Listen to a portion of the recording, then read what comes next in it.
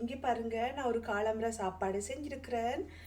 இதுக்குள்ள முட்டை போட்டு, ஸ்பினாச் நிறைய போட்டு, பர்மேசன் சீஸ் போட்டு செஞ்சுருக்கிறேன்.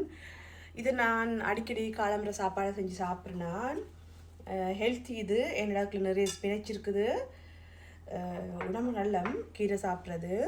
இந்த சாப்பாடு எப்படி செய்யறேன்னு சொல்லி வீடியோவில் பாருங்கள். ஓகே, இதுக்கு தேவையான பொருட்களை வந்து 4 முட்டை எடுத்துருக்கிறேன், ஒரு சிவப்பு வெங்காயம் எடுத்துருக்கிறேன், பிறகு பச்சைக்கொச்சிக்கா, ஸ்பினச்,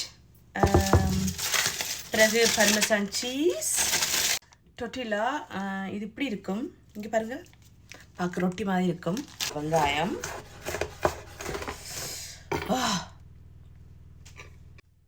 ஏன் எப்போ பார்த்தாலும் வெங்காயம் வெட்டும்போது கண்ணு கலங்குது. இப்போ வந்து நாங்கள் கொச்சிக்காவை சின்ன சின்ன வெட்டுவோம். இந்த முட்டையை இதுக்குள்ள அடித்து ஊற்றணும். ஓகே, அதுக்கு பிறகு தேவையான அளவுக்கு உப்பு போடுங்க.